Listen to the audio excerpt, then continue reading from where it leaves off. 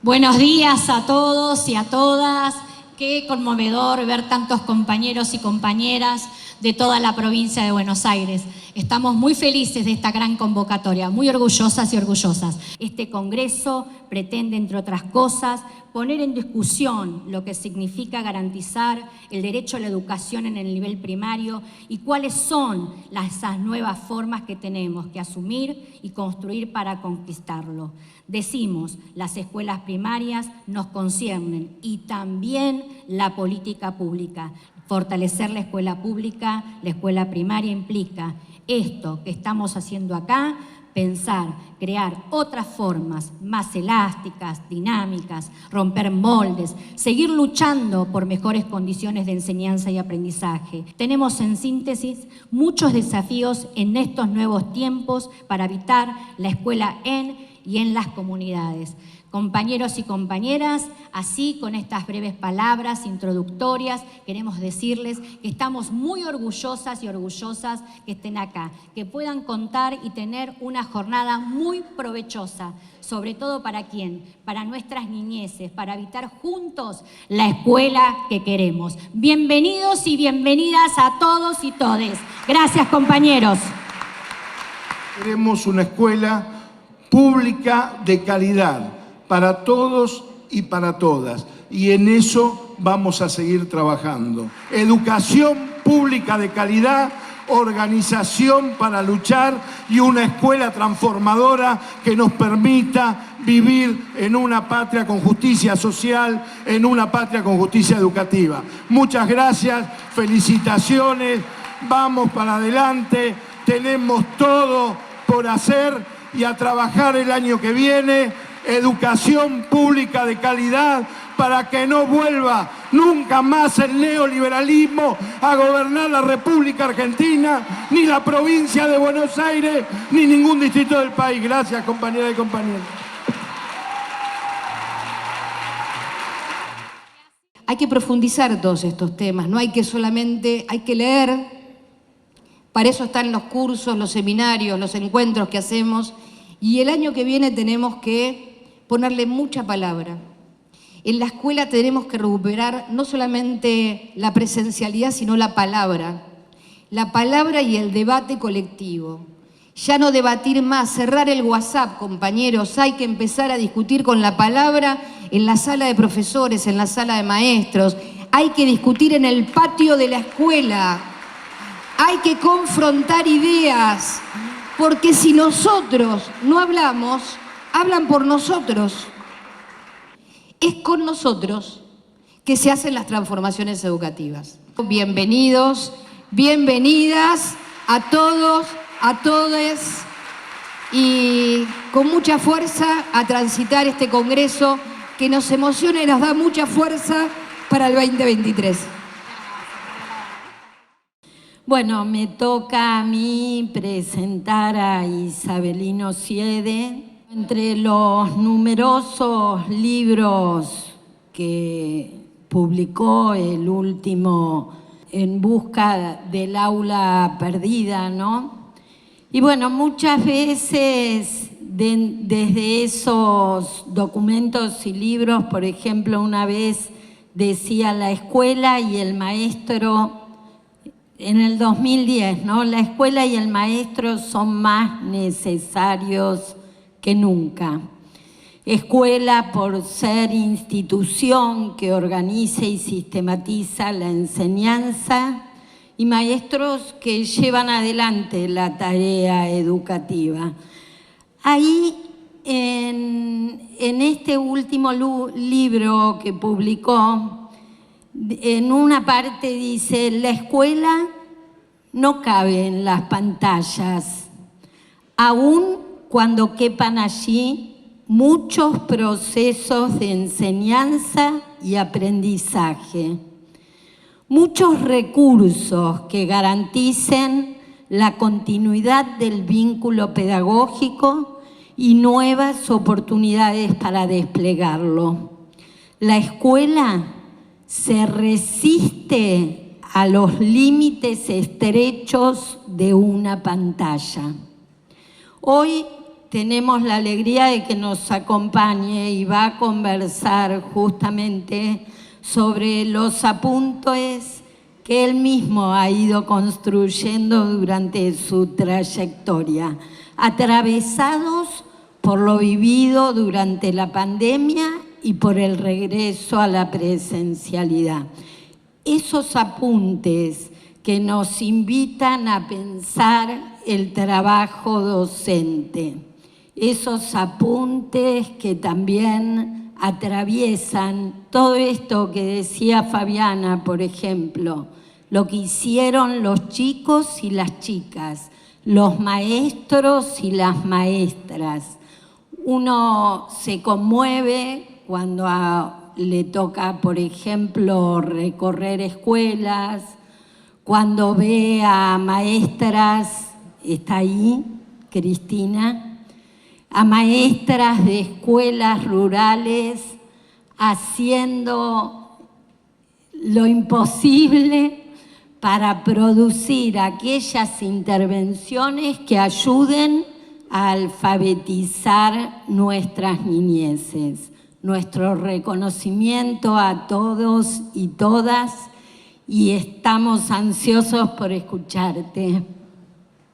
Gracias. Les agradezco mucho la invitación a participar de este congreso y la presencia de este día aquí para conversar. Es realmente emocionante, como decían antes, el reencuentro cara a cara. Nos encontramos hace un tiempo mirándonos a los ojos y ahora también volvemos a encontrar nuestras sonrisas. Podemos, después de los barbijos, empezar a mirarnos de verdad.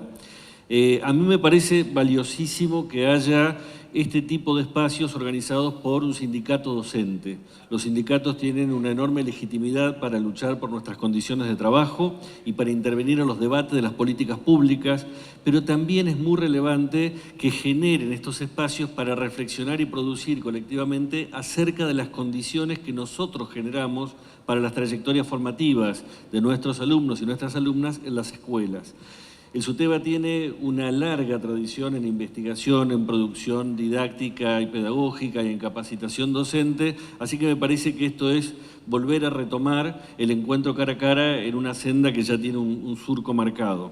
Me parece también muy valioso un encuentro sobre la escuela primaria, por lo que decía María Laura más temprano, acerca de cómo el foco se ha ido poniendo en los últimos años, con justa razón, en la escuela secundaria y en el nivel inicial, que son dos niveles que han crecido enormemente, que están incorporando nuevas poblaciones y que han ido diversificando sus formatos para poder incorporar esas nuevas poblaciones, pero eso no nos tiene que llevar a dejar de lado la reflexión específica sobre la identidad del nivel primario, esa rama madre que efectivamente fue el punto de pivot desde el cual fueron gestándose otras instituciones de otros niveles y que tiene que volver a invitarnos a pensar qué escuela queremos para el tiempo que vivimos. Por eso me parece fundamental que no nos quedemos entrampados en las urgencias que generan otros niveles, sino en la profundidad de lo que propone o debería proponer la escuela primaria.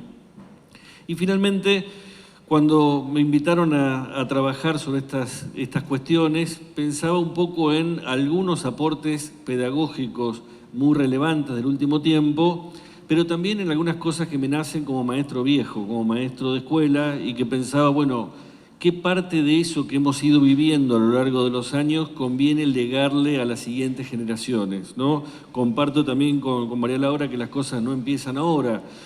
Quizás todos y todas quienes alguna vez llegamos a la escuela por primera vez pensábamos que las cosas empezaban nuestro primer día de clases y no, hay una larga historia. Pero es importante que esa historia no se transforme en una piedra en la mochila, sino en todo caso que sean herramientas para seguir construyendo, para seguir tomando la tarea ahí donde la dejaron los que estuvieron antes y seguir avanzando. Tomo entonces una idea de Paulo Freire acerca de lo que aprende quien educa. Él dice, el aprendizaje del educador al educar se verifica en la medida en que el educador humilde y abierto se encuentre permanentemente disponible para repensar lo pensado, revisar sus posiciones, en que busque involucrarse con la curiosidad del alumno y los diferentes caminos y senderos que ella lo hace recorrer. Y me parece que está marcando un punto interesante, que es cómo mantenemos abierto nuestro aprendizaje cuando nos toca la tarea de enseñar. Cómo mantenemos flexible nuestra posibilidad de pensar y construir con otros cuando nos toca ir dando luchas cotidianamente en el aula. Y creo que ahí Paulo Freire pone foco en uno de los desafíos fuertes que tiene el maestro, que es seguir siendo niño que aprende, incluso ocupando el lugar de adulto dentro del aula. Y en esos aprendizajes quisiera centrarme en 4 tópicos, 4 cuestiones para pensar la tarea cotidiana de un maestro de escuela primaria. Un tópico es pensar acerca de lo que significa enseñar y aprender, volver a pensar estas 2 categorías, que son, lo pensaba cuando lo iba escribiendo acá, quizás algo provocativo, porque trabajamos todo el tiempo enseñando y aprendiendo en las escuelas, pero me parece que es importante no perder de vista aquellas preguntas fuertes acerca de qué es eso que estamos haciendo, porque es cierto que lo cotidiano a veces va desdibujando el sentido profundo de la tarea. En segundo lugar, la experiencia de la grupalidad, lo que ocurre en un aula de escuela primaria. En tercer lugar, la relación con las familias. Y en cuarto lugar, el posicionamiento ético-político de un maestro y de una maestra. Entonces, quisiera empezar con estas primeras categorías. Tomo un texto de Philippe Mérier que plantea 2 definiciones muy interesantes y provocadoras acerca de lo que es aprender. Él dice, en primer lugar, aprender es hacer algo que no se sabe hacer para saber hacerlo. Fíjense que es una definición muy sencilla, pero que tiene algunos elementos muy interesantes para pensar lo que ocurre cuando aprendemos. En primer lugar, pone el foco en que aprender es una actividad, es hacer algo. Aprendemos haciendo algo. No es que alguien nos dice y nosotros aprendemos. Aprendemos haciendo, en la larga tradición que inició la Escuela Nueva.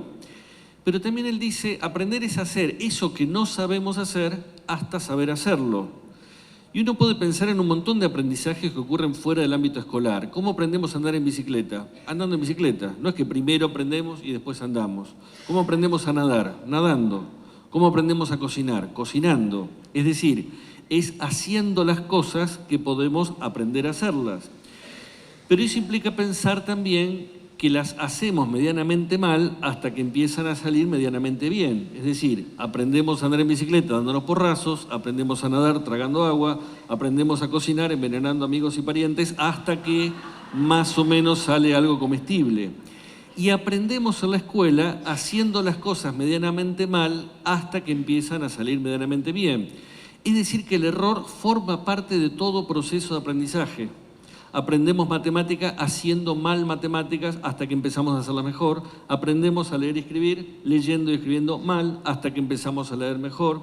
Y esto me parece que es casi una verdad de perogrullo para quien está todos los días en el aula, pero que tenemos que volver a tenerlo en cuenta, sobre todo cuando aparecen estas expectativas de medición, de contralor, de calcular tiempos. Y en realidad aprender es tener el tiempo disponible para equivocarnos lo necesario hasta que las cosas nos vayan saliendo medianamente bien. Y significa entender que no podemos dejar el error afuera cuando queremos aprender, sino que el error forma parte de ese proceso de aprendizaje. La otra caracterización que plantea Mérier es: aprender es siempre tomar información del entorno en función de un proyecto personal. También me parece que es muy interesante y provocadora esta frase, porque nos permite pensar también en un montón de aprendizajes que ocurren fuera del ámbito escolar, ¿no? ¿Cómo aprendimos a seducir o a tener éxito en un baile, en una fiesta? Nadie, por lo menos en mi época, nos daba un curso para tener levante. En general, uno iba a un baile y miraba qué hacían aquellos a los que le iba bien. Y entonces decíamos, me voy a vestir de tal manera, voy a actuar de tal manera, voy a hacer, y a veces nos salía como la mona, obviamente. Pero si uno tiene un proyecto personal claro, busca todo el tiempo información del entorno para poder resolver eso que tiene como inquietud. Tomo estos ejemplos extraescolares para poder después mirar a la escuela y pensar cómo se enhebra aquello que nosotros tenemos como contenidos a enseñar para que sea algo disponible en función de los proyectos personales que tenemos delante, que son muchos. Porque lo más fuerte, lo más provocador de la frase es la palabra siempre.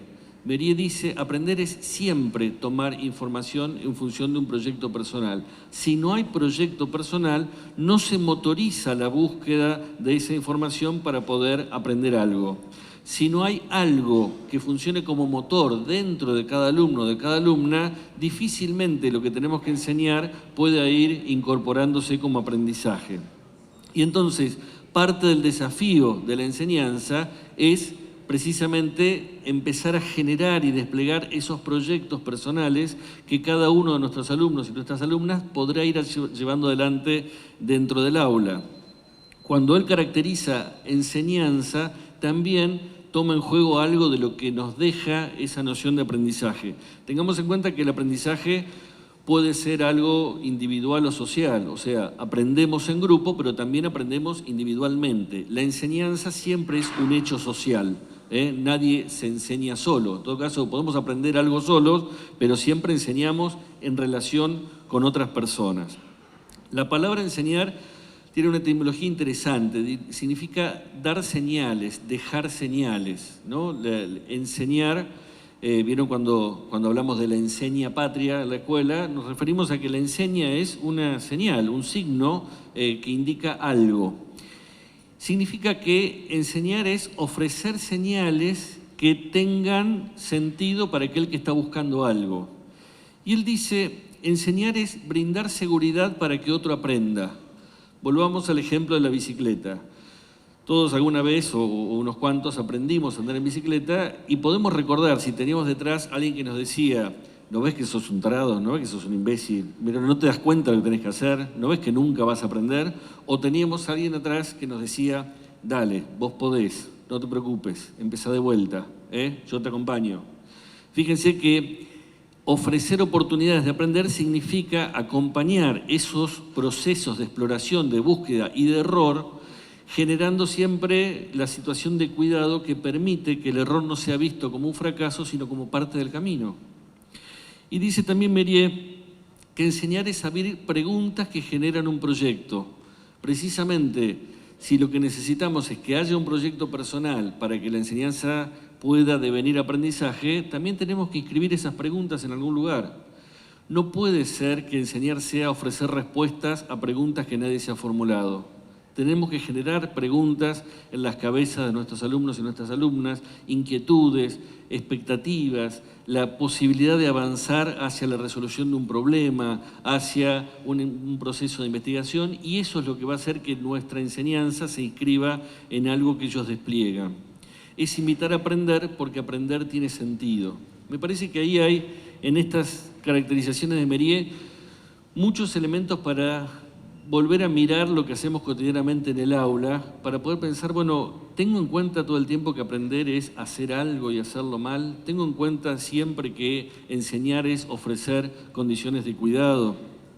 Y si garantizamos todo esto, también termina planteando Mérier en otro de sus textos algo que me parece interesante pensar, que es la obstinación didáctica solo puede esperar servir para facilitar un aprendizaje que inevitablemente debe ser efectuado por el sujeto, y solo por él, por su propia iniciativa. Incluso en una situación didáctica ideal, es el educando quien aprende, mediante un trabajo sobre sí mismo del que nunca deja de ser el amo, y que solo puede llevar a la modestia a aquellos y aquellas que desde el exterior, por muy sabios psicólogos o didactas que sean, pretenden ser sus maestros. Ello significa que la eficacia de la didáctica es también su límite y que no es sencillo, una vez más, vivir con esta contradicción. Preverlo todo sin haberlo previsto todo. Organizarlo todo dejando, sin embargo, espacio para lo imprevisible. Trabajar incansablemente para poner en práctica dispositivos que favorezcan la construcción de saberes, aceptando al mismo tiempo que no sabemos realmente ni cómo ni por qué cada uno lo consigue o no lo consigue. Asociar la obstinación didáctica con esta tolerancia pedagógica que no es indiferencia hacia el otro, sino la aceptación de que la persona del otro no se reduce a lo que yo he podido programar. Acá me parece que hay también una reflexión fundamental sobre la tarea didáctica. Cuando uno juega a las bochas o al billar, sabe que cierta manera de pegarle a una bola impacta en otra y hay leyes físicas que explican por qué la segunda bola sale en la dirección en que sale, o por qué la bocha golpea el bochín donde la tiene que golpear. Cuando estamos en el aula, la relación didáctica no es de bolas, es una relación entre sujetos. Y no tenemos leyes físicas que nos digan que si yo hago A, el otro va a responder B. Lo que nosotros hacemos en la investigación didáctica es compilar situaciones de aprendizaje exitoso o de aprendizaje no exitoso que nos llevan a pensar que es probable que si nosotros generamos ciertas condiciones se produzca cierto aprendizaje. Pero siempre del otro lado lo que tenemos no es plastilina que se deja mover en nuestros dedos, es un sujeto. Y es un sujeto que es dueño de sus propios aprendizajes. Eso no nos exculpa de nuestra tarea de enseñar, sino que nos advierte que la tarea de enseñar no puede ser preverlo todo suponiendo que va a suceder lo que yo preveo que suceda. Para bien o para mal, cuando arranca nuestra jornada el lunes no tenemos la menor idea de lo que va a pasar a lo largo del día. Y yo creo que para bien, ¿no? Porque no nos va a pasar como el operario de Carlitos Chaplin, que siempre iba ajustando las tuercas del mismo modo. Nos va a pasar que entramos al aula y lo que nosotros hagamos puede generar o no lo que preveíamos. Y si tenemos esa flexibilidad, ese oído abierto del que nos hablaba Freire al principio, quizás aprendamos no solo de lo que queremos planificar, sino de cómo aprende cada uno de los sujetos que tenemos delante. Y quizás podamos mantener abierta nuestra preocupación didáctica como para ofrecer las condiciones que específicamente cada sujeto está demandando en función de su proyecto personal. Yo creo que ahí tenemos que dar una batalla contra los discursos tecnocráticos que buscan una didáctica que pueda garantizar efectos y que puedan pensar si yo hago A, el otro va a responder de manera B. Eso no ocurre y creo que menos mal que no ocurra, no tenemos tanto poder. Lo que tenemos es delante de nosotros sujetos que son libres y que queremos que sigan siendo libres y que nuestra enseñanza se inscriba en esas búsquedas que cada cual aporta al aula. El segundo tópico que me parecía importante pensar es la experiencia de grupalidad. Y esto me preocupa particularmente saliendo de la pandemia. Digo saliendo porque por lo menos hasta ahora nadie nos golpeó la puerta para decirnos ya está, se terminó. Pero vemos que estamos entrando a salir, diría Atahualpa. Y entonces lo que nos encontramos es que tanto nuestros alumnos y nuestras alumnas como nosotros hemos vivido un cimbronazo enorme, fuertísimo, que fueron 2 años de trabajar en condiciones que no eran aquellas condiciones para las cuales estábamos acostumbrados y preparados. En ese sentido digo que la escuela no cabe en las pantallas. Hubo enseñanza y un esfuerzo enorme de los equipos docentes en todo el país. Hubo aprendizajes en ese tiempo, hubo un esfuerzo enorme por garantizar tanto la continuidad pedagógica como la asistencia alimentaria y el acompañamiento que necesitaban las familias. Pero eso no era la escuela, porque la escuela no se deja atrapar en un Zoom o en un Meet. Uno puede pensar que la estructura de uno de estos programas no difiere tanto de una clase teórica de la facultad, pero no tiene nada que ver con una sala de nivel inicial o con un aula de primer ciclo. La verdad que no tiene nada que ver. ¿Qué es lo que le falta al Zoom? Le falta el grupo, le falta el encuentro cara a cara, el encuentro con el otro, le falta precisamente ese proyecto colectivo que significa el día a día de la escuela. En ese sentido digo que la escuela no cabe en la pantalla y no se deja atrapar por los dispositivos. Y esto creo que tiene que ser una reflexión pedagógica clave cuando volvemos a la escuela para darle valor a eso a lo que quizás no le dábamos tanto valor. Porque muchas veces en nuestras planificaciones, en nuestra preocupación didáctica, estábamos siguiendo más el ritmo de cada uno sin tener en cuenta la grupalidad que genera la escuela.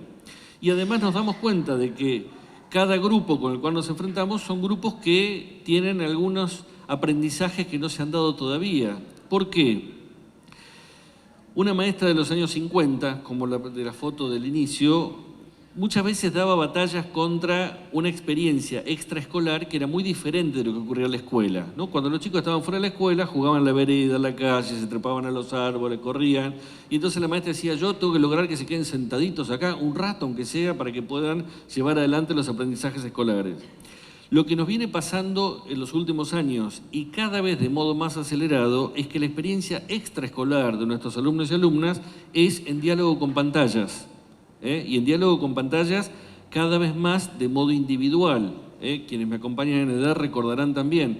Ver la tele cuando yo era chico era negociar con mis hermanos un rato a ver cuál de los 4 canales que teníamos podíamos ver y después ver quién se paraba para cambiar el canal y para acomodar la antena. O sea, era una larga negociación que generalmente terminaba de modo difícil, ¿no? La escena que vemos ahora, sí, pegar la tele, quedarte paradito ahí, pero yo también quiero ver, ¿no? Pero si dejás la antena se va la señal. La escena que tenemos cada vez más cotidianamente en las casas son una pantalla para cada uno, porque tenemos ahora la tele, la compu, la tablet, el celular, y entonces cada uno tiene su propio ritmo de vínculo con la pantalla, mira lo que tiene que ver. También recordarán, cuando terminaba el programa, charlaba uno con el que tenía al lado de lo que le había parecido. Cada vez más eso no ocurre, cada uno dialoga en forma individual, consigo mismo. O a lo sumo le decimos a otro, che, tenés que ver la serie que vi, tenés que jugar el juego que jugué, pero no es que tenemos una experiencia compartida. Veníamos dando una batalla contra las pantallas hasta la pandemia y durante la pandemia tenemos que decirles, por favor, la única manera de estar en contacto con ustedes es que se conecten. Y entonces tuvimos que sumergirnos en las pantallas y ahora tenemos que volver a pensar, no, la escuela no es eso que pasa ahí. La escuela es lo que nos pasa cuando estamos día a día mirándonos las caras en el aula. Y no solo mirándonos las caras, sino que chicos y chicas que crecen en vínculo con las pantallas se acostumbran a que las cosas ocurren medianamente como la yema de los dedos disponen. Y resulta que tengo al lado uno que me empuja, otro que huele mal, otra que no me gusta cómo me habla, cómo me mira. ¿Qué botón tengo que tocar para que se vaya este compañerito? ¿Qué botón tengo que tocar para que se vaya el profe de música porque es aburrido? ¿Qué botón tengo que tocar para que pasemos de hora, que se empiece el recreo? Y nos encontramos con chicos y chicas que dicen, no, esto no funciona, no hay cómo manejarlo con la yema de los dedos. Eso que no podemos manejar es lo más rico que tiene la escuela, es la vida grupal. Porque, como dice Carlos Cullen, la escuela es espacio público de construcción de lo público. Cuando un chico o una chica ingresa al sistema educativo, en el nivel inicial o en la escuela primaria, con quien se encuentra no es con la segunda mamá, sino con el primer agente público que es su maestro o su maestra. Y en el espacio público de la sala o del aula va a empezar a construir sus primeras representaciones sobre lo público, sobre la política, en qué sentido somos iguales, en qué sentido somos diferentes, qué es lo mío, qué es lo tuyo, qué es lo ajeno, qué es lo compartido, qué podemos hacer juntos y cómo nos organizamos para lograrlo. Esas preguntas son las que están detrás de todas las noticias políticas de los diarios. Todo el tiempo estamos discutiendo eso. ¿En qué sentido somos iguales, diferentes, qué podemos hacer juntos, cómo nos organizamos para lograrlo, qué es lo mío, lo tuyo, lo ajeno y lo compartido. Y eso es la educación política que se inicia en la escuela y que es un contrapunto a lo que ocurre en el ámbito doméstico. Solo la escuela puede ocurrir. Y si en la familia no ha habido los ámbitos de socialidad que se daban antes, más necesario todavía son los ámbitos de socialidad que ofrece la escuela, con mayores costos, con mayores desafíos, precisamente porque no es fácil relacionarlos con las diferencias, con otros que han tenido modos de crianza, estilos, creencias, modos de ser distintos, pero eso es lo más rico que ofrece la escuela. Dice Guillermo Micó, la vida cotidiana de la escuela es el espacio y el tiempo en que los actores institucionales deben desplegar, y en algunos casos iniciar, el difícil trabajo de vivir con otros, de reconocerlos junto con sus intereses, de solicitar un lugar, mi lugar entre otros lugares, entre los lugares de los otros. Eso es trabajo cotidiano de la escuela. Y creo que en ese trabajo cotidiano es necesario distinguir al menos 2 modos de relación dentro del ámbito del grupo escolar.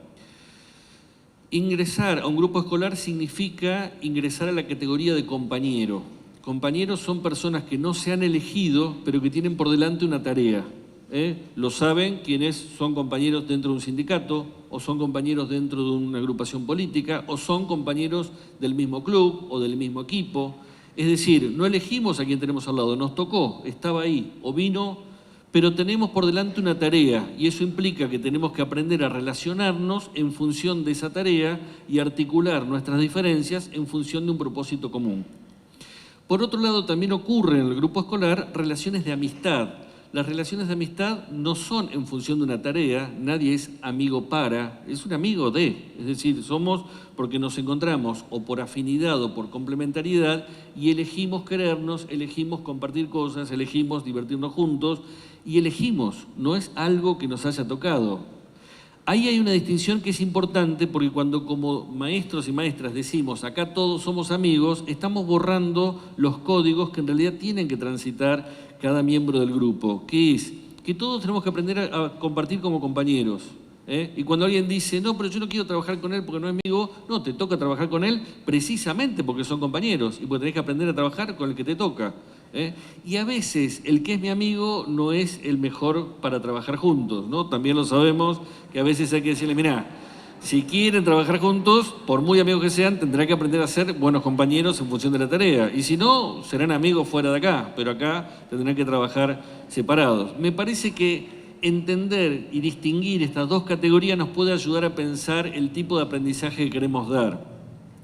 Porque también en términos de la amistad tenemos que aprender a elegir a otros y a ser elegidos, o a no ser elegidos por quien querríamos, o a ser elegidos por quien no querríamos, porque muchas veces esos aprendizajes relacionales, donde lo emocional y lo sentimental se da en términos relacionales, son aprendizajes costosos, difíciles.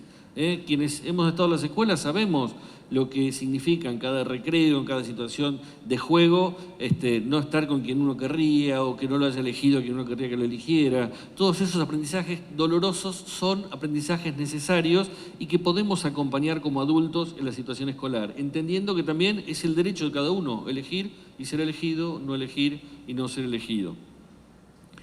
Mirando las situaciones grupales, creo que hay algunas cosas a mirar en particular, ¿no? Las situaciones de inclusión, marginación o exclusión para la tarea o el juego, y ahí tenemos que intervenir como docentes. Las situaciones relacionadas con el poder y con la autoridad, allí donde hay prácticas de dominación entre compañeros, sumisión u oposición acrítica a la autoridad.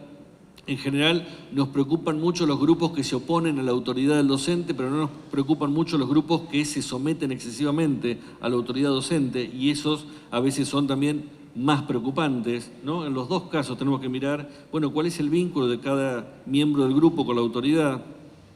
Situaciones de competencia o cooperación dentro del grupo clase o con otros grupos escolares. En la escuela no es que tenemos que optar por una cosa o por otra. Muchas veces se dan situaciones de competencia y de cooperación, ¿no? Cuando dos equipos juegan a la pelota, compiten entre sí y cooperan dentro de cada equipo. Es parte de los aprendizajes escolares aprender cuándo compito, cuándo coopero y con quién coopero y con quién compito. Y aprender a competir significa aprender a ganar y aprender a perder, y a todo lo que conlleva ganar y aprender. No se trata de no competir nunca para que no se generen situaciones conflictivas, sino precisamente de poder competir y competir sanamente. Y en todo caso, también aprender a cooperar en aquellas situaciones donde después de haber competido volvemos a vincularnos de otra manera. Manifestaciones de valoración positiva, prejuicios o desvalorización hacia personas o grupos sociales del entorno cercano o de otros contextos, aquellas frases hirientes, comentarios hirientes o comentarios laudatorios que no tienen ningún asidero, ¿no? A veces se dice, uy, los bolivianos son de tal manera, pero los coreanos son tan inteligentes. Digo, ninguna de esas valoraciones tiene asidero más que el prejuicio, y esto forma parte de las lecturas que tenemos que hacer para poder intervenir pedagógicamente en esa construcción grupal. Y momentos de deliberación sobre la organización grupal para realizar una actividad o conseguir un objetivo compartido, elección de equipos, distribución de roles. Muchas veces, para evitar el conflicto, decimos, no, los equipos los armo yo para que no haya problemas, y en realidad necesitamos que sean ellos los que armen los equipos, los que discutan, los que deliberen para tomar una decisión. Cuando damos oportunidades de decidir al grupo, podemos mirar y cómo dialogan, cómo se ponen de acuerdo. Todas estas cuestiones que hacen a una relación de compañerismo dentro del grupo escolar tienen una enorme relevancia, al menos en dos sentidos. Por un lado, como preparación para el futuro estudiantil y laboral de cada alumno. En el trabajo tenemos que aprender a ser compañeros, y hay gente que fracasa no porque no sea competente en el trabajo que le toca, sino porque no puede trabajar en equipo con otras personas. Entonces ahí tenemos un contenido enorme de la escuela primaria. Y por otro lado tienen un sentido político relevante, que es poder participar en eso público, que son nuestros proyectos comunes, deliberando, construyendo con otros, escuchando, modulando nuestra expectativa inicial con otras expectativas para llegar a un proyecto compartido. Entonces creo que ahí tenemos que poner foco en algo que está por fuera de prácticas del lenguaje, matemáticas, sociales, naturales, pero que es uno de los ejes cotidianos de la tarea docente. Por lo menos en mi experiencia, cuando era maestro pensaba, más de la mitad del día tiene que ver con ir acompañando procesos grupales, mucho más de lo que yo imaginaba cuando era estudiante, ¿no?, del profesorado. Siempre me acuerdo una escena cuando me tocó estar en el primer recreo en la escuela y vienen dos chicos empujándose, gritándose, él me pegó, él me dijo, pero él empezó... Y yo pensé, nunca me dijeron nada en el profesorado de cómo impartir justicia en estas situaciones. Nada. Y me di cuenta que eso iba a tener que hacerlo cotidianamente durante todo el tiempo que trabajara en la escuela. Entonces, a eso me refiero con poner en valor la grupalidad escolar. Eso es una tarea fundamental del nivel primario. El tercer tópico es la relación con las familias. Yo he trabajado en varios libros 5 tensiones que están actualmente atravesando la relación entre familias y escuelas. Tensiones en torno a la confianza, en la expectativa positiva acerca de la conducta futura de otros, tensiones en torno a la autoridad, en reconocer la competencia de cada uno para las tareas de las cuales es responsable, tensiones en torno a la legitimidad, al territorio de intervenciones de las familias y al territorio de intervenciones de la escuela, que era, obviamente, hace 100 años tenía una delimitación y la escuela se metía a imponer modos de ser varón, modos de ser mujer, modos de ser una familia bien constituida, y que efectivamente hemos ido corriendo ese territorio para entender que hay un derecho a la diferencia y que las familias tienen modos de vida y tradiciones culturales y elecciones distintas. Tensiones en torno a la comunicación, que son las que más habitualmente reconocemos como problema. Con el diario del lunes cualquiera gana el PRODE, decimos, bueno, lo que pasa es que antes tendríamos que habernos comunicado mejor, pero muchas veces la comunicación no es el único problema, está vinculado con otros, ¿no? Hago la referencia al PRODE porque ya hicieron varias referencias a la edad antes, entonces podemos desplegarlas tranquilos. Después teníamos que hacer un diccionario para la gente más joven de qué le estamos hablando. Tensiones en torno a la cooperación acerca de cómo organizaciones diferentes, como son la familia y la escuela, interactúan en función de algunos propósitos comunes. Entonces, no querría detenerme ahora en estas 5 tensiones, que ya las he trabajado en diferentes encuentros, sino en dar un paso más atrás y pensar por qué hay tantas tensiones entre familias y escuelas. En poder pensar la trama que se teje por detrás de esa relación entre familias y escuelas. Y quisiera plantear que hay al menos 3 grandes crisis que están atravesando los grupos familiares y que impactan en esa relación con las escuelas. Por un lado, una crisis de relación entre las generaciones. Efectivamente, estamos atravesando un cambio de vínculo entre generaciones. Hace un poco más de 50 años decía Margaret Mead, la antropóloga norteamericana, que durante la larga historia de la humanidad, casi más del 95% de la historia de la especie humana, el anciano era visto como el sujeto sabio de la comunidad, precisamente porque haber llegado a viejo significaba que había atravesado un montón de experiencias que eran las que iba a tener que atravesar la generación siguiente, y el haberlas atravesado de modo exitoso le daba autoridad para poder orientar a la generación siguiente. Tenía un saber, una expertise, un caudal de conocimientos que era necesario transmitir, y por eso era valorado el lugar del sabio, del anciano. Lo que viene ocurriendo a lo largo del siglo XX, decía Margaret Mead en una conferencia de 1969, es que cada vez más las experiencias de vida de las nuevas generaciones se parecen poco a las experiencias de vida de las generaciones anteriores. Y entonces las generaciones anteriores cargan en su mochila algunas cosas que a veces sirven y muchas veces no sirven como para poder orientar a las generaciones que siguen. Y a veces, como decía antes, se transforman en obstáculos, en piedras pesadas que impiden poder afrontar los nuevos desafíos. Si esto lo decía ella hace 50 años, imagínense la cara que pondría ahora cuando viera que se han acelerado enormemente esta lógica. Cada vez más nos encontramos con nuevas generaciones que atraviesan situaciones que no tienen nada que ver con lo de nuestra propia infancia. Hace algunas semanas me preguntaba mi hijo de 7 años, ¿a vos a qué edad te dieron tu celular? Y yo digo, me parece que a los 42, 43.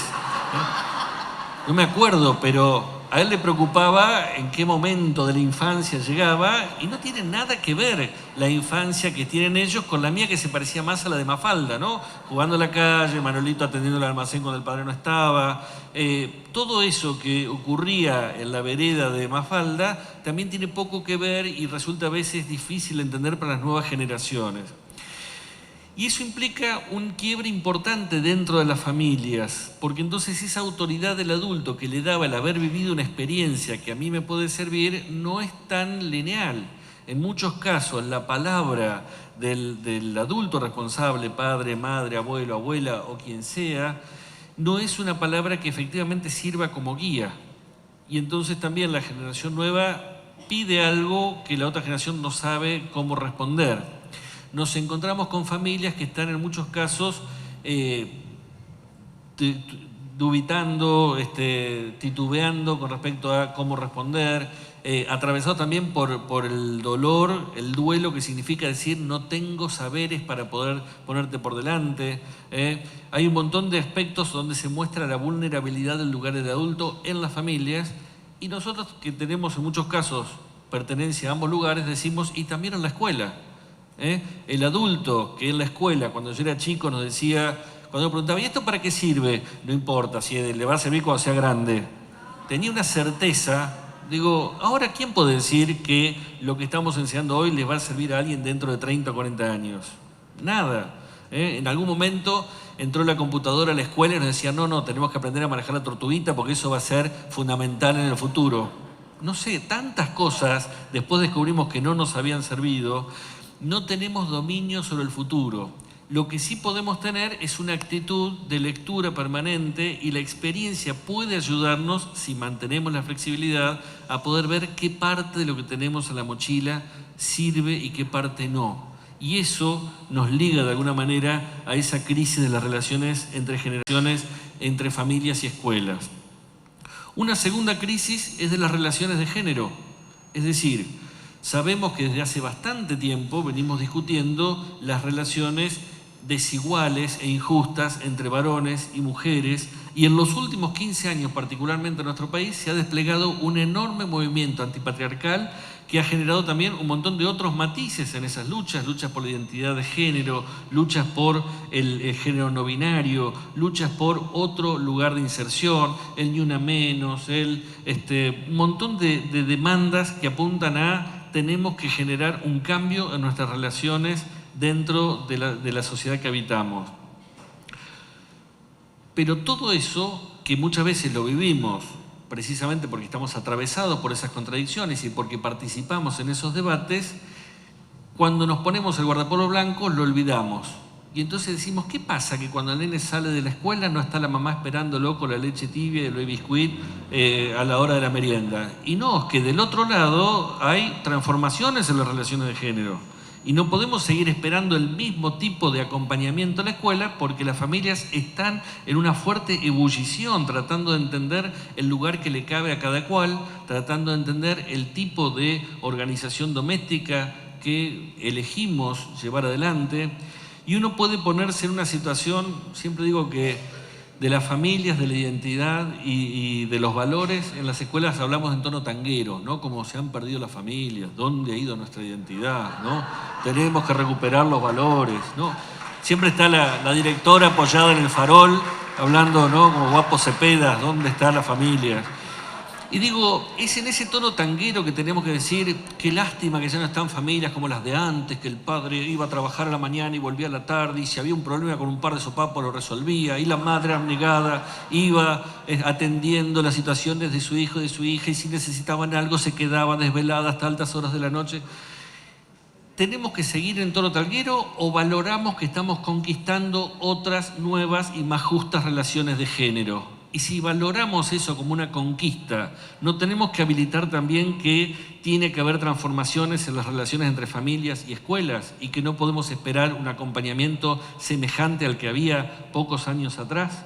Creo que ahí también tenemos que entender que esas familias que están en ebullición son también nuestras propias familias que están en ebullición y que estamos atravesados por esas lógicas y que el guardapolvo blanco no nos haga olvidar que eso está ocurriendo del otro lado. Y otra de las crisis fuertes que creo que nos atraviesa es una crisis de la relación entre sociedad y Estado. Algo que viene ocurriendo con fuerza, por lo menos en Argentina, en los últimos 50 años, pero en el mundo viene ocurriendo aproximadamente desde los años 70, cuando empieza a declinar y a entrar en crisis el estado de bienestar en Europa o el estado benefactor en América Latina. Nosotros sabemos que ser un ciudadano argentino desde mediados del siglo XIX hasta mediados del siglo XX significaba tener cada vez más derechos. Derecho al voto, derecho a la vivienda, derecho al trabajo, derechos sociales, derecho a la educación, derechos... Y sabemos que desde mediados del siglo XX en adelante empezamos a sentir que ser un ciudadano argentino significa tener menos derechos. O bien porque en las leyes se han ido desdibujando, o bien porque están en las leyes pero no siempre se respetan y se acompañan, o porque todo el tiempo están en discusión, en ese asusamiento permanente de ¿y por qué todavía tiene que haber jubilaciones? ¿Y por qué hay que pagarle a la gente para que pueda llegar a fin de mes? ¿Y por qué no hacemos una reforma para que se salve quien pueda? Nos pasa entonces que esa relación entre sociedad y Estado, donde el Estado estaba para resolver la necesidad de la sociedad, está en disputa. Y del otro lado nos encontramos cada vez más con familias que se sienten a la intemperie, que se sienten con que sus proyectos están fuertemente atravesados por el dolor, por la imposibilidad de llevar adelante proyectos personales o familiares. Y eso también nos compete como miembros de familias. O sea, si no lo vivimos desde nuestro cargo docente porque tenemos estabilidad laboral y porque tenemos un sindicato que nos defiende, tenemos sí compañeros, compañeras que muchas veces están atravesando la intemperie de relaciones laborales tremendas. Y muchas veces fracasan otras órbitas del Estado en poder ofrecernos lo que nos quieren ofrecer. En ese sentido, la pandemia también ha hecho estragos. Nosotros venimos de primero la pandemia macrista y del 19 para acá la pandemia del COVID-19, y entonces sabemos que en los últimos años se ha agudizado enormemente la desigualdad social. 2 de cada 3 alumnos del sistema educativo hoy están por debajo de la línea de pobreza. Y el que no está por debajo de la línea de pobreza, en un alto porcentaje, no está demasiado lejos. Y la línea de pobreza es baja. No es que quien accede al nivel de la línea de pobreza vive cómodo. Sabemos entonces que las familias la están yugando con enormes sacrificios. Y la pandemia además impactó haciendo una división vertical entre aquellos rubros que pudieron más o menos sostener su actividad y sus ingresos, y aquellos rubros que en muchos casos se desmoronaron. Hubo rubros enteros que no pudieron trabajar durante casi 2 años, o que pudieron trabajar pero no tuvieron ingresos. Mientras nosotros tuvimos, creo yo que con justo derecho, la posibilidad de seguir sosteniendo nuestro trabajo con enorme esfuerzo, con enorme sacrificio, pero teníamos también garantizado nuestro salario a fin de mes. Hubo pocos lugares en la Argentina donde esto no ocurría, o algunas provincias en que no ocurría, pero en la provincia de Buenos Aires sí. Hubo gente que se quedó de día para otro sin proyecto, todo su proyecto laboral se vino abajo. Entonces no podemos hacer de cuenta de que del otro lado del mostrador no pasa nada. Porque lo que nos está ocurriendo al final de la pandemia es que empezamos a meter la basura debajo de la alfombra, como pasa en muchos barrios después de la inundación, ¿no? En el momento de la inundación salimos todos preocupados y después decimos, no, esto no se inunda nunca, ¿no? No vaya a ser que reconozcamos que tenemos un problema estructural. Nosotros pasamos la pandemia y nos hacemos cargo de que la pandemia sigue en nosotros, en el sentido de que ha dejado huellas enormes y que ha generado una enorme desigualdad social, aumentó enormemente la pobreza y unos pocos aumentaron enormemente su riqueza, con lo cual también la desigualdad es mucho más dolorosa que la pobreza. Cuando uno mira esas situaciones de exigencia y de dolor de la enorme mayoría de la familia de nuestro país y al mismo tiempo ve que Argentina es uno de los países que tiene más gente que viaja a Qatar para ver el Mundial, dice, pero entonces, ¿en qué sociedad estamos? En una sociedad profundamente desigual. Entonces, eso está atravesando las relaciones entre familias y escuelas, que es que del otro lado, igual que de este lado, la estamos pasando mal. Y cuando la estamos pasando mal, a veces no tenemos mucha templanza acerca de con quién nos la agarramos y cómo resolvemos los problemas que tenemos. Lo que ocurre muchas veces en las escuelas es que la escuela es la cara visible del Estado que está para recibir el cachetazo. Allí donde no es fácil quejarse al servicio de internet, al del teléfono, a la luz, pues nos van pasando de un operador a otro o una grabación a otra. Uno va a la escuela y siempre alguien da la cara.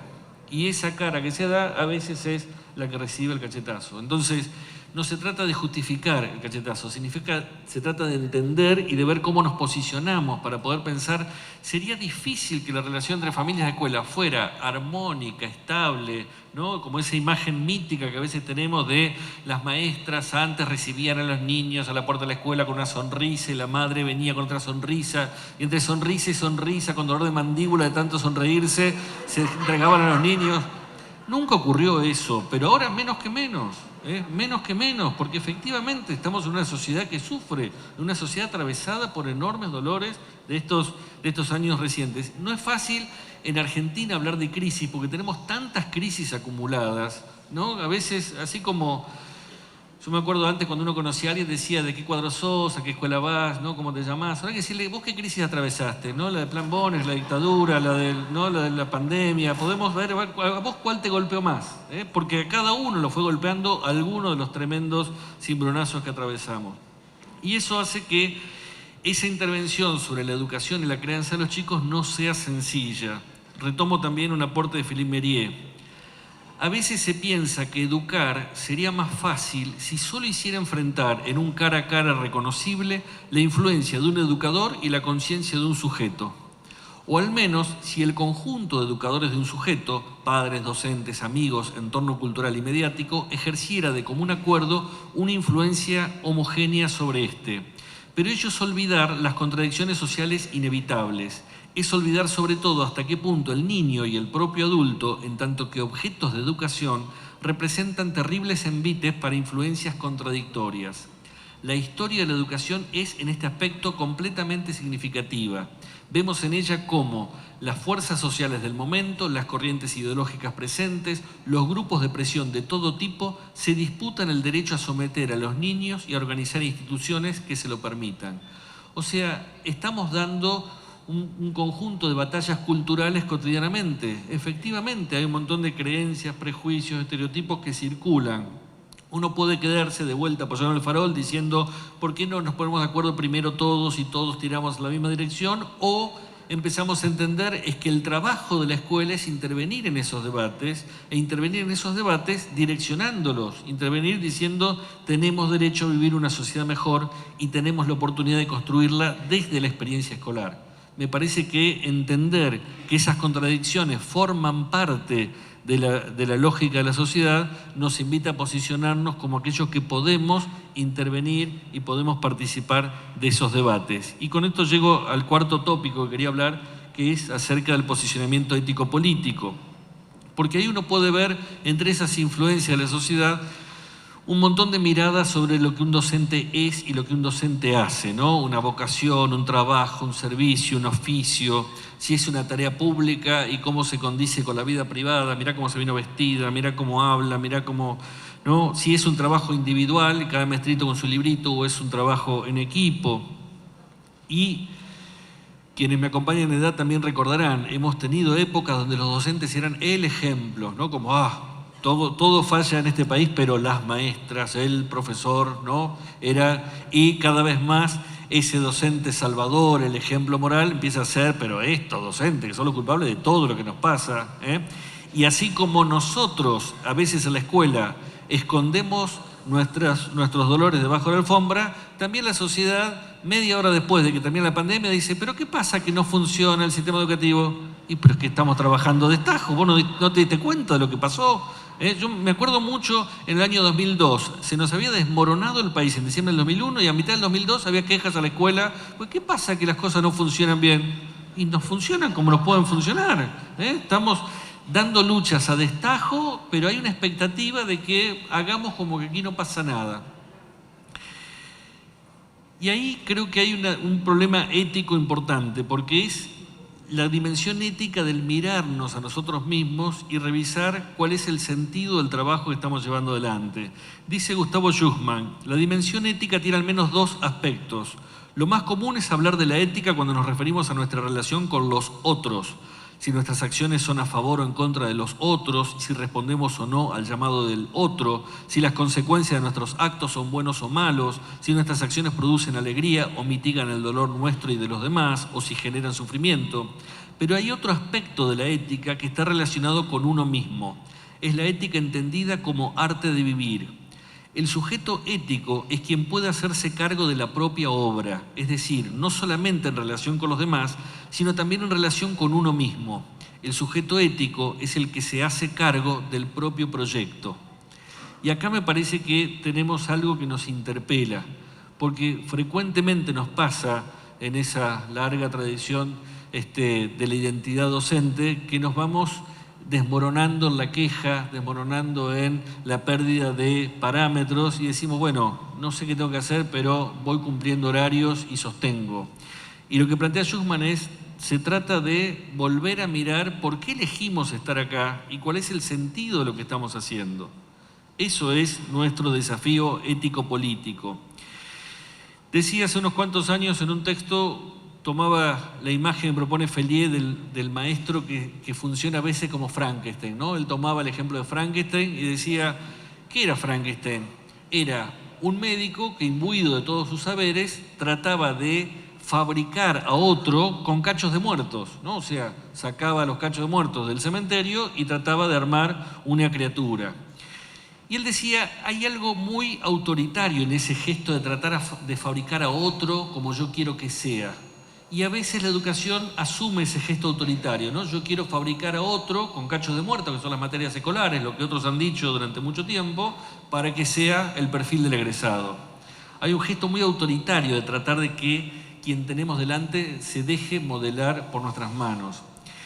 Pero dice Méliès, no solo ese es el gesto autoritario, sino que el doctor Frankenstein, cuando ve lo que ha creado, se asusta y entonces lo abandona.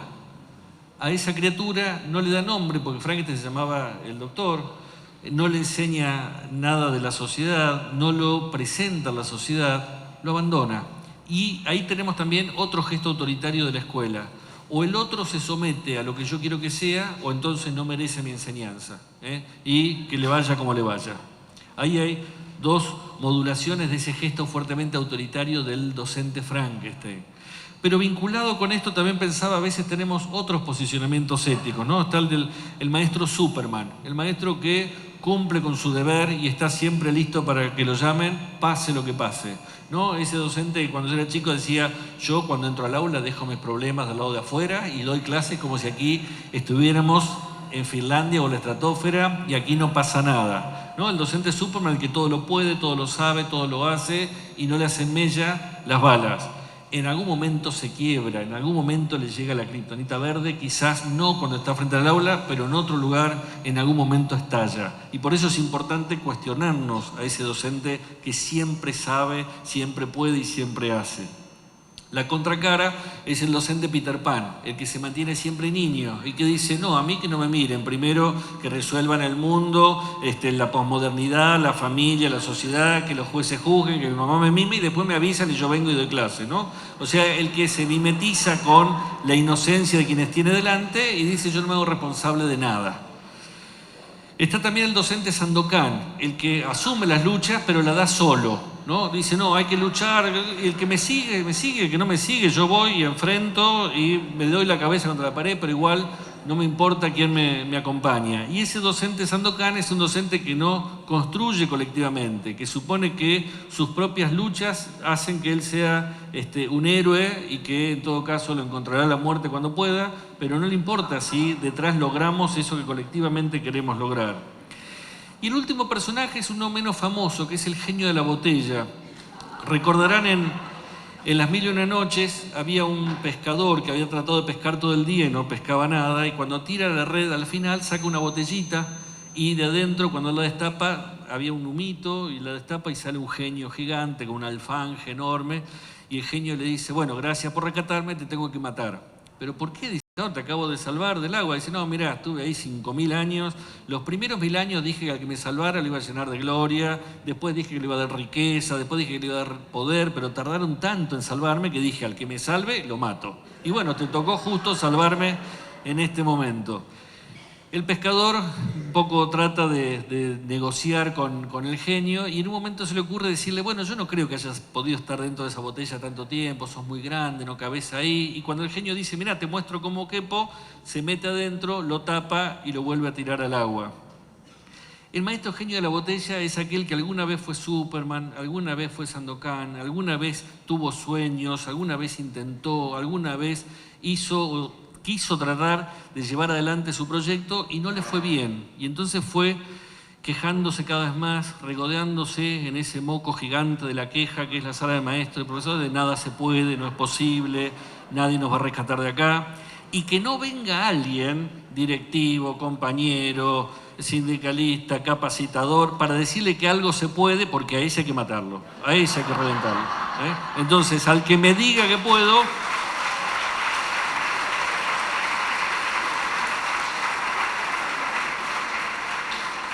¿y por qué hay que matarlo? Porque no me deja ser neurótico permanentemente, no me deja regodearme a la neurosis de la queja, que es farfullar todo el tiempo sin hacer nada. Todos sabemos que en las escuelas quien más se queja no es que más reclama ni quien más lucha. Al revés, es el placer de la queja, de tener de qué quejarme. Entonces a eso se refiere el genio de la botella. Yo creo que tenemos que salir de todos estos personajes, de todos. Y digo todos porque también cuando los pensaba son personajes que me han atravesado en distintos momentos de mi carrera docente. Me acuerdo una vez que terminé una charla y un docente me dijo, yo paso por todos esos personajes en un día. En un día. Y creo que nuestro desafío es volver a pensar en nuestro proyecto político, pedagógico, de por qué estamos acá. Y en tiempos de crisis uno no tiene certezas. No es que puede saber lo que va a pasar en el futuro, ni puede saber cómo va a reaccionar el resto de la gente. Lo que sí puede saber es en qué cree, es en cuáles son sus convicciones. La palabra convicción está emparentada con la palabra convicto, ¿no? Cuando uno elige convicciones, es que elige de qué idea quiere estar preso mientras le sirvan. Que el amor sea eterno mientras dure, decía Vinicius de Moraes. ¿Y en qué creemos mientras nuestras convicciones nos duren? Yo creo que hay dos convicciones básicas que tienen que contribuir a esta revisión del sentido de la escuela primaria. Por un lado, el principio de educabilidad y por otro lado, el principio de educatividad. ¿Cuáles son los dos tumores que corroen por dentro el trabajo docente? Por un lado, la idea de que nosotros no tenemos nada para ofrecerles a los chicos y chicas que llegan a la escuela, y por otro lado la idea de que estos chicos son insalvables, que no pueden hacer nada. Cuando hablo del principio de educabilidad, es el principio de que cualquier sujeto es educable, que cualquier persona puede llegar a ser mejor de lo que es si podemos ofrecerle las condiciones para que lo sea, que cualquiera puede transformar su destino, que nada en el futuro de nadie es inexorable. Me detengo en un par de escenas. Leía hace un tiempo una entrevista que le hicieron a un señor boliviano que hizo su primer grado en una escuela de Jujuy y contaba que cuando decían su nombre, él no contestaba, porque él sabía que estaban diciendo su nombre, pero no sabía cómo se contestaba en castellano. Y entonces yo pensaba, ¿qué habrá pensado aquella maestra del norte argentino de ese alumnito boliviano? Dice, bueno, se ve que no le da, ¿no? ¿Por qué no contesta? El maestro se llamaba Evo Morales, y es presidente de Bolivia, y así llegó a ser presidente de Bolivia. Me parece importante pensar que no sabemos a dónde va a llegar quien tenemos delante. También me imagino a la maestra de Ernestito Guevara Lynch de la Serna, diciendo, con tantos apellidos, ¿qué va a hacer eso? Y don Concheto, que nos va a llevar siempre al neoliberalismo. Y se llamaba Che Guevara, ¿no? Era Ernestito Guevara Lynch de la Serna. No tenemos la menor idea del futuro. Lo que sí sabemos es que cualquiera puede llegar a ser mejor de lo que es si nosotros les damos herramientas para hacerlos. Y eso es el principio de educatividad, que tenemos algo valioso para ofrecer. Eso nos compromete a intervenir en los debates curriculares, a intervenir en los debates pedagógicos y didácticos, pensando cómo mejoramos aquello que tenemos para ofrecer para ese sujeto que es educable. Y cierro entonces con un aporte de Jorge La Rosa que dice, la experiencia, la posibilidad de que algo nos pase o nos acontezca o nos llegue, requiere un gesto de interrupción, un gesto que es casi imposible en los tiempos que corren. Requiere pararse a pensar, pararse a mirar, pararse a escuchar, pensar más despacio, mirar más despacio y escuchar más despacio, pararse a sentir, sentir más despacio, demorarse en los detalles, suspender la opinión, suspender el juicio, suspender la voluntad, suspender el automatismo de la acción, cultivar la atención y la delicadeza, abrir los ojos y los oídos, charlar sobre lo que nos pasa, aprender la lentitud, escuchar a los demás, cultivar el arte del encuentro, callar mucho, tener paciencia, darse tiempo y espacio. Y quienes me presidieron hablaron largamente de la necesidad que tenemos los equipos docentes de darnos tiempos y espacios en este reencuentro cara a cara.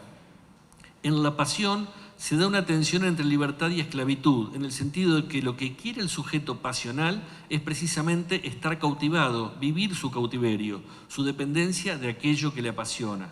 Entonces, espero que nos sirva este encuentro, este congreso, para tramitar la lentitud de tomar distancia de lo que hacemos cotidianamente y pensar colectivamente y volver a apasionarnos. Apasionarnos no significa que saltemos de la cama alborozados el lunes a las 6 de la mañana diciendo, bien, tengo que ir a la escuela, porque nadie hace eso. Pero sí que cuando estemos en la escuela en algún momento podemos decir, qué interesante esto que está pasando acá, ¿no? Qué lindo esto que pasa. Oh, mirá, no me esperaba la respuesta de este pibe. O esto me da ganas de seguir adelante y volver mañana. Me parece que lo mejor que nos puede pasar es volver a apasionarnos. Muchas gracias.